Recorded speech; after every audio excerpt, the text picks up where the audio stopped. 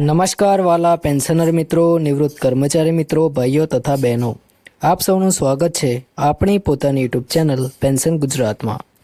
તો મિત્રો, આજનો વિડીયો ખૂબ જ મહત્વનો છે, કારણ કે આજે આપણે વાત કરવા જઈ રહ્યા છીએ એક એવા મુદ્દા પર જે છેલ્લા ઘણા સમયથી ગુજરાત રાજ્યના પેન્શનરો અને સરકારી કર્મચારીઓ માટે સૌથી મોટો પ્રશ્ન બની ગયો છે। એ છે 18 મહિનાના બાકી રહેલા ડીએ એરિયર્સ અને 8મા પગાર પંચથી થનારા સંભવિત મોટા લાભ વિશેનો તાજો ખુલાસો। મિત્રો, જો તમે 66 વર્ષથી વધુ ઉંમરના પેન્શનર છો તો ખાસ કરીને આ માહિતી તમારા માટે અત્યંત જરૂરી છે, એટલે વિડીયો અંત સુધી જરૂરથી જોતા રહેજો।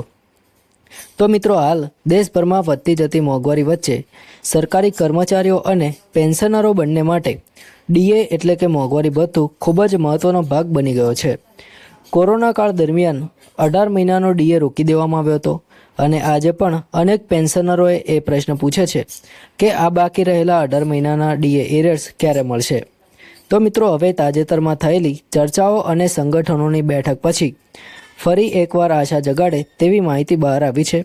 ખાસ કરીને વયસ્ક પેન્શનરો જેમની ઉંમર 66 વર્ષથી વધુ છે તેમના માટે આ મુદ્દો વધુ સંવેદનશીલ છે, કારણ કે તેમની આવકનો મુખ્ય સ્ત્રોત માત્ર પેન્શન જ છે। હવે વાત કરીએ 8મા પગાર પંચની, તો 1 જાન્યુઆરી 2026થી 8મું પગાર પંચ અમલમાં આવ્યું હોવા છતાં હજી સુધી વધેલા પગાર અને પેન્શનનો સંપૂર્ણ લાભ ઘણા કર્મચારીઓ અને પેન્શનરો સુધી પહોંચી શક્યો નથી। આ વિલંબ પાછળનું કારણ એ છે કે કેન્દ્ર સરકાર અને કર્મચારી સંગઠનો વચ્ચે કેટલીક બાબતો પર ચર્ચા ચાલી રહી છે, જેમાં સૌથી મહત્વપૂર્ણ મુદ્દો છે ફિટમેન્ટ ફેક્ટર। મિત્રો, ફિટમેન્ટ ફેક્ટર એ એક ગુણાકાર છે જેના આધારે હાલના મૂળ પગાર પર ગુણાકાર કરીને નવો પગાર નક્કી થાય છે। ઉદાહરણ તરીકે સમજીએ તો જો કોઈ કર્મચારીનો હાલનો લઘુત્તમ મૂળ પગાર 18,000 રૂપિયા છે અને ફિટમેન્ટ ફેક્ટર 2 લાગુ થાય છે તો નવો પગાર લગભગ 36,000 રૂપિયા સુધી પહોંચી શકે છે।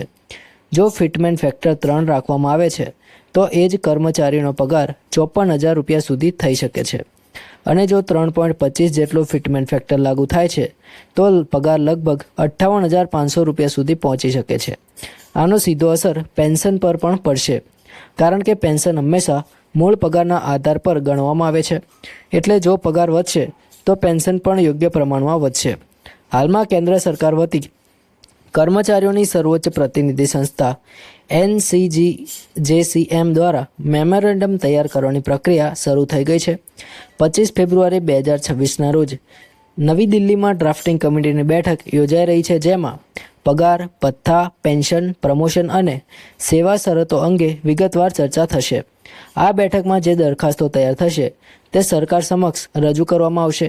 આનો અર્થ એ છે કે હવે નિર્ણય પ્રક્રિયા ઝડપથી આગળ વધી રહી છે। મિત્રો, ખાસ કરીને પેન્શનરો માટે એક મહત્વની વાત એ છે કે જો 8મા પગાર પંચમાં યોગ્ય ફિટમેન્ટ ફેક્ટર અને ડીએની સમાયોજિત ગણતરી સ્વીકારવામાં આવશે તો 18 મહિનાના ડીએ એરિયર્સ મુદ્દે પણ સરકાર પર દબાણ વધશે। અનેક સંગઠનો સતત રજૂઆતો કરી રહ્યા છે કે કોરોના સમયગાળા દરમિયાન રોકાયેલો ડીએ પેન્શનરો પરત આપવો જોઈએ, કારણ કે એ તેમનો અધિકાર છે, કોઈ ભેટ નથી। મિત્રો, હાલ પરિસ્થિતિ એવી છે કે કર્મચારીઓ અને પેન્શનરો બંને આતુરતાથી અંતિમ નિર્ણયની રાહ જોઈ રહ્યા છે। જો ફિટમેન્ટ ફેક્ટર 3 અથવા 3.25ની આસપાસ નક્કી થાય છે તો ખરેખર 58,000 રૂપિયા સુધીનો વધારો શક્ય બની શકે છે, જે મોટી રાહત સાબિત થશે।